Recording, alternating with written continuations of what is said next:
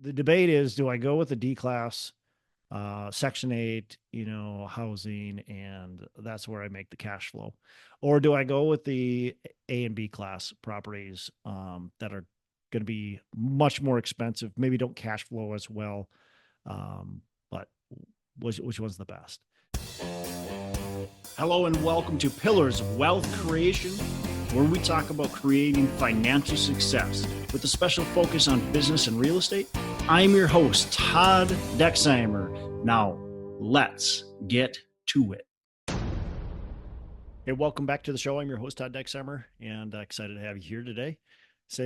Man, it's the end of Q1 already. So you got to look at your goals, look at your 2025 goals, and see what you've been doing in the first quarter. If you haven't been doing anything, time to get going here. It's already the end of the first quarter of 2025. Look at your goals and look at what you've accomplished, what you've been doing, what you've been working at to get to those goals. How do you have to pivot? How do you have to change things? How can you improve upon things? And potentially, what on your goals did you write at the beginning of 2025 that maybe you need to pivot on, right? A lot of stuff is happening in your business. A lot of stuff's happening in the economy. A lot of things go on throughout a very short period of time.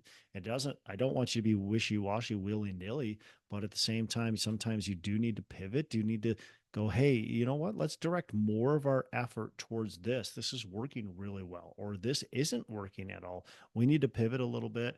Time to reflect and go, okay, where are things going right? Where they aren't? How am I hitting my goals? Am I not? What do I need to do to improve? All right. So today's episode, I want to dive into the question that I think always gets asked, and a lot of newer investors get stuck in the trap of investing in properties that are in bad neighborhoods.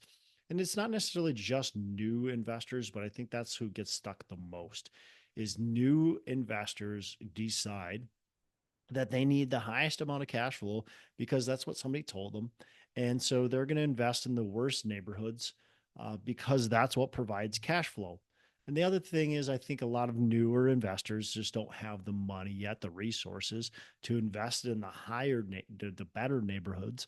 And so they're going to invest in the low end neighborhoods uh, because it's more affordable. So I can buy a house for $150,000 in this low end neighborhood. And it's, by the way, it's a value add property because it's in this low end neighborhood. And so I think what I want to talk about is the risks of doing this and also what my philosophy is. I've owned over 100 1 to 4 family properties. Bought most of them between 2008 and 2014, 2015. Some of them I bought after that. So the cheap houses that I've bought, well, quite frankly, all of the properties that I've bought uh, from call it 2008 to 2015 were great prices when you compare it to today. My LTV, my loan to value on most of those are 15 to 40%. And so I've got very low debt service. I've got loans locked in for really good prices. So my debt service is really cheap. And so I've got some, I guess, experience dealing with both the low end properties and some higher end properties. Some of our current rentals, some of our current apartment buildings are higher end, and I've bought some houses in better neighborhoods, and I've watched other investors that have also bought in better neighborhoods, and I can talk through some of those strategies. So let's dive in. So first of all, okay, cheap neighborhoods, poorer neighborhoods, D class, high crime, all that kind of stuff. There's differences, there's nuances in all these, everything we talk about here. Okay. So I think we need to separate some things or set some ground rules up. So first thing is when we separate into property types, we're separating into A, B, C, and D. And you can even say there's F, but A, B, C, D when we're talking about property types. Okay. Property types meaning A is going to be your brand new construction, luxury finishes, all that kind of stuff. That's going to be your A plus. Okay. Um, and then we got A minus, B plus, B. Let's talk about B. B is stuff that's 20 to maybe 30 years old, depending on your market, but roughly about 20 years old. Your C class properties are going to be your properties that are more like 19, anything built in the 70s is a C class property. Okay. By the way, I'm talking property specifically. I'm not talking locations.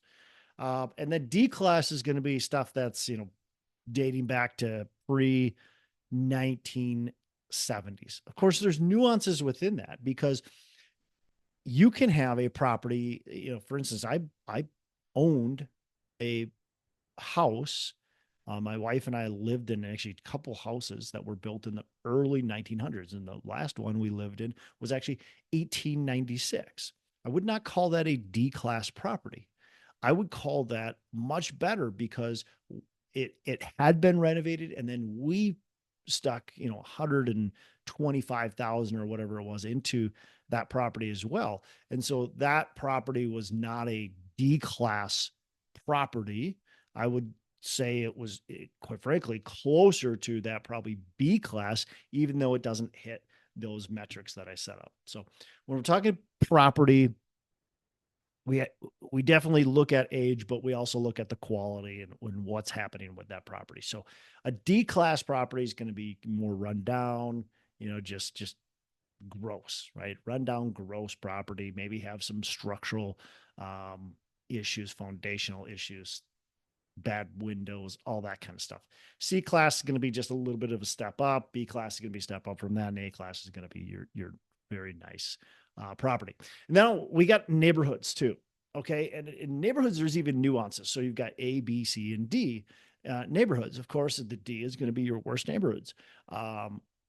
You also have, here's where, in my opinion, D class is going to be your neighborhoods that are just run down. You've got boarded windows, you've got vacant properties, you've got crime happening in the area. It's just bad. It's just a bad place to be in. You don't want to be there at night. Like, that's your D class neighborhood, right? C class, in my opinion, has kind of two different types of C class. So you've got C class that's, rundown properties. You've got a few vacants, maybe here and there. You've got some crime issues, lower income levels, that type of thing. And then you've got your C class that is actually more in the, I guess it's some rundown properties, some lower income, but maybe no crime or very little crime. So you do have those differences. And that's a huge difference, by the way. If I'm going to invest in a C class location, I'm going to try to look for that C class location that has very little crime, but maybe doesn't have the economic status that a B class or A class neighborhood can have. So your B class is going to be, definitely less crime, higher income, decent schools, desirability. This is the big swath of the market. This is your middle class swath that the vast majority of Americans are living in. B class product, going from B plus down to B minus. That's the vast majority of Americans are living in that type of product. Then you've got your A product, all the way to high end luxury, really nice, gorgeous, beautiful homes, apartments, condos, that type of stuff. Very little crime, all that, all the good stuff, right? Now, all right. So that's the separations. And now, all right, let's dive in. So the debate is, do I go with the D class, Section 8, housing, and that's where I make the cash flow? Or do I go with the A and B class properties that are going to be much more expensive, maybe don't cash flow as well, but which one's the best? So from my experience, the D class, C class, let's call it C and D class. The D class, in my opinion, just stay away from. I don't, somebody's got to own it, I guess, but let that not be me, because you've got high crime, you've got bad properties, you just got problems. Now, I get why people get attracted to them, because they go, well, geez, buy this property and we can renovate it. It's got a big value add story and we can renovate it. We can get Section 8 in it. Section 8 pays the tenants rent.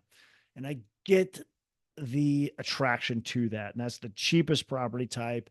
But the problem is you have tenants typically are in a really tough situation. And whether they're the ones committing crimes or not, it's just in a bad location, bad property, like nothing's going for it. And when you have nothing going for the property, nothing going for the neighborhood, it's hard to have good things happening. So those are really, really tough. And I think that you would be very wise to stay away from those properties. So I'm just going to start with D class. Don't do it. D class, just stay away from. Let's go to C class. C class is still not great, but these are the neighborhoods that maybe it's okay to show up at night. Not great. You probably don't want to live there yourself, but they're not the worst, right? These neighborhoods can be profitable with the right kind of management. You have to be a very strong manager. You have to be firm but fair. You have to make sure you're taking care of the residents and the houses. You have to do very thorough screening for the tenants that you're going to put in there. But you can make money on these properties. The issue is C class does not appreciate well as far as appreciating when we're looking at the real estate values. And so it's the first, well, the second. D class is the first, but it's going to go down quick in a recession as far as values go. It's going to go down first. Again, D class is first technically, but I'm just putting D class. I'm just saying we're not even thinking about that. And it's going to go up last, right? It's just how it is. And it's going to go up the least. So when we're looking at valuations, we're not gaining much appreciation. B class, A class are definitely going to gain the most amount of appreciation, and we're going to have the least amount of tenant headaches in A class. It's just how it is. And you can argue with me till your face turns blue. It's just how it is. A class is not going to give you as many problems as the other classes. And B class, quite frankly, is a great place to be, in my opinion. If you're going to own rental real estate, I think B class is a fantastic place to be. I think A class works really well too. It's just it's difficult to buy properties that can actually cash flow. And all this applies, by the way, single family apartment buildings, it applies in all cases. So when I'm looking at a B class, I just have a wide array of people that can qualify, high demand, right? And you've got fairly good residents that are living in that area. And if you do a good job with your screening process and with your management process, you're likely going to get your rents. You're not going to have a lot of evictions. You're not going to have a lot of destruction of your home. All those things are good. You also have good appreciation in a B class market. Not the best, that's going to be A class, but you have good amount of appreciation. So all the things are kind of in your favor there. I like B class. I think it's a great place to be because you can buy for cash flow and you get some of the benefits of still appreciation, still good residents, all that kind of stuff. Here's the reality when we're talking about single family homes. Let's talk about single family homes. Like, look, here's the reality is, and I've owned a lot of them. They don't cash flow well. They just don't. They don't cash flow well. Even when you buy them for cheap. I bought these for cheap, right? Like right now, I don't know. People are still buying single family homes for cash flow. I just don't see how it makes sense. It just, in my opinion, it just doesn't. Like you have to buy them for definitely a cheap price. But what happens with the single family home? Here's where the C class doesn't make sense at all. What happens with a C class single family home or duplex is that you, on paper, look great. Right? On paper, it looks like you're going to make a lot of money, cash flow, everything's going to go well. But in reality, that just doesn't happen because what happens in reality now, again, you can get lucky. You can have like a couple good homes on one good property. And if you do one and you're like, wow, this is amazing, this is great. But once you start actually owning these for a long time and you have multiple properties, you'll see what I mean. What happens in C class is that you look good on paper and it might turn out really well in year 1 or 2 or 3 or 4, maybe even. But eventually the roof is going to need to get replaced. The sewer system is going to have to get dug up and get redone. The house is going to have to get remodeled because the tenants destroyed it. You're going to have an eviction or two that happens that's going to eat up your cash flow. The water heater is going to go out, the appliances, you name it, right? Things are going to not work out, and this is just a reality of owning a home. And so you're going to have these big capex items, and sometimes they happen time after time after time. So all of a sudden you've got a huge capex expense that happens in a short period of time. What will happen in your C class single family homes, I can almost guarantee you, is that you'll cash flow for 1 to 5 years and you'll do really well. And then you'll start to see the capex start to eat up your profits. And you will no longer be making money on that property. And it's just going to happen. And you might have a year or two where you make money. What a lot of people I don't think realize is that, that $8,000 roof expense, they just chalk it up as an $8,000 roof expenses and don't think about that in their cash flow, right? They don't say, well, $8,000 roof expense actually chewed up 3 years of my cash flow or 5 years of my cash flow, right? And now if that chewed up 5 years of your cash flow, what happens when that water heater goes out? Okay, that's going to chew up another year and a half of your cash flow. What happens when the furnace goes out? Right? So those types of things actually do happen. I've got a duplex right now that it's done remarkably well. But I'll talk about the story of this duplex. So I bought this duplex for $65,000. I stuck some money into it and was cash flowing it. Did well, right? But I owned it for 10 years. I had to replace the furnace. I had to replace the AC. I had to replace the water heater. And what else did I have to do? Those are the main things. I don't think some appliances, I guess. But it became outdated. So it's harder to rent to good residents. And this is a good area. It's a great location. It's not C class, by the way. This is B. It's a C class property. B or C class. It's early 1900s. But nice neighborhood, really nice neighborhood. So I had to remodel. So I remodeled the upper unit. Got great tenants in there, but that cost me a lot of money to do. Then I had to remodel the lower unit. Again, cost me a lot of money to do that. Beautiful remodels. They look great. Now I got great tenants in there again. I'm getting really good rents. That's great. But if you actually consider the amount of money I had to spend on those remodels, that's a lot of money that I had to spend on those remodels. Now factor in that I have to replace a sewer line, and I'm doing that right now. That's $8,000. That's going to eat up the entire year of cash flow. Now, this property I bought for dirt cheap, foreclosure, in a good location. It's worth $450,000, $500,000 right now. So I'm going to do really well. But why am I going to do well? Is it because of the cash flow? Not so much. Will I have cash flowed over I bought that in 2009, I believe. So will I have cash flowed over the 15 plus years that I've held it? Yeah, I will. I'll definitely cash flow because my mortgage was so cheap.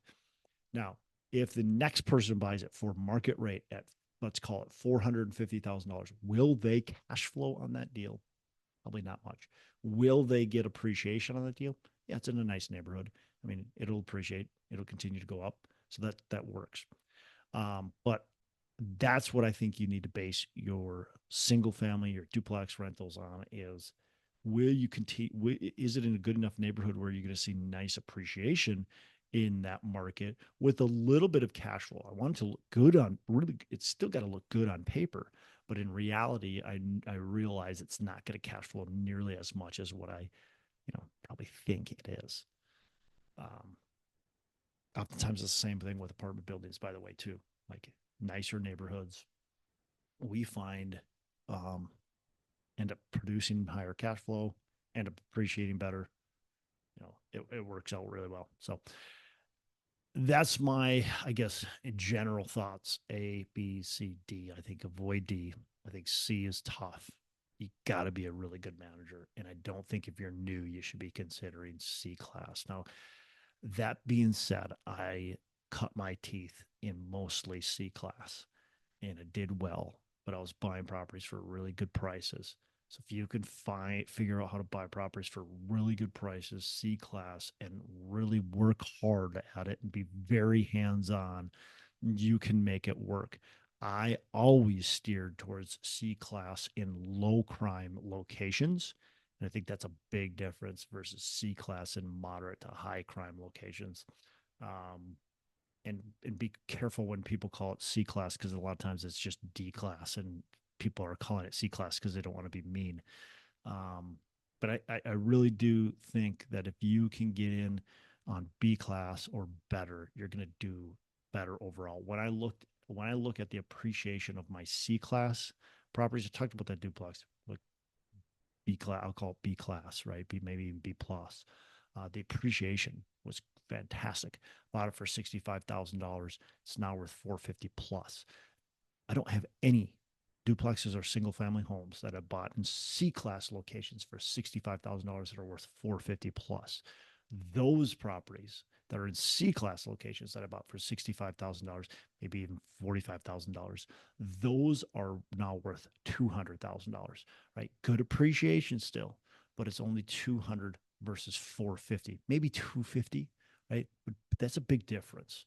Okay. So that's the difference in the appreciation that I'm talking about. I know people that bought in better locations and I look at those values and yeah, they had to spend an extra $10,000, maybe $20,000 over what I spent, but their properties appreciated so much quicker.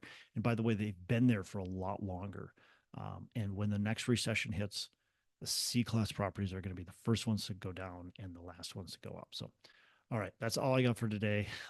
Really think through that process, but I would err towards better neighborhoods, better properties, and I think you'll have better results.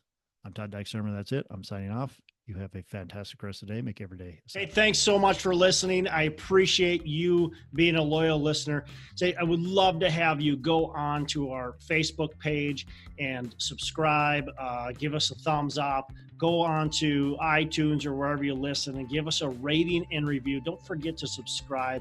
Your rating and review just helps us push this out to more and more people and continue to grow our audience and hopefully positively affect a ton of people out there that really need this and want this. So the other thing I've got for you is a free ebook on my website. So go on to venturedproperties.com, and download our free ebook on real estate and on syndication. And I've got some data points in there, some really good stuff for you. So I'd love to have you take a look at that. It's free. I'm not expecting anything from it. And also, look, if you want some help in multifamily, want some help learning, growing, getting your business off the ground, I would love to talk to you about what it would look like to work with me potentially and see if that's a good fit. So you can go to coachwithdex.com and check that out, and we can definitely have a call. Thanks a lot for listening. You make it a fantastic rest of the day. I'll catch you on the next episode.